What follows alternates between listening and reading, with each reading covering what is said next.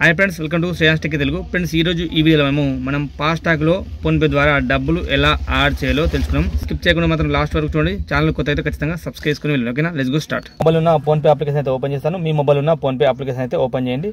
PhonePe okay. ఇప్పుడు PhonePe application open చేసిన తర్వాత సింపుల్గా ఏం లేదు ఫ్రెండ్స్, ఇక్కడ పైకి స్క్రోల్ చేస్తే ఫోన్పే అయితే ఫస్ట్ అప్డేట్ చేసుకొని ప్లే స్టోర్కి వెళ్ళేసి రీఛార్జ్ బిల్స్ అని చెప్పింది కదా, దీనిపైన క్లిక్ చేయండి. దానిపైన క్లిక్ చేసిన వెంటనే ఇక్కడ మనకు రీఛార్జ్ అని చెప్పింది, కింద చూసుకుంటే ఇక్కడ ఫాస్టాగ్ రీఛార్జ్ అని చెప్పింది, దీనిపైన క్లిక్ చేయండి.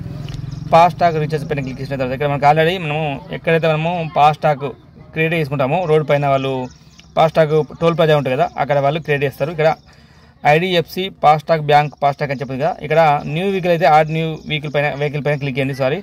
ఇక్కడ మనము బ్యాలెన్స్ యాడ్ చేయాలనుకుంటే సింపుల్గా దీనిపైన క్లిక్ చేయండి. క్లిక్ చేసిన వెంటనే మనకి ఇక్కడ మినిమం అయితే ఇక్కడ చూడండి మనకు 3000 దాకా అయితే లాస్ట్ యాడ్ చేసుకోవచ్చు. నేను మీకోసం అయితే నా ఫోన్పే లెక్క లేవు, 100 రూపాయలు ఉంటుంది.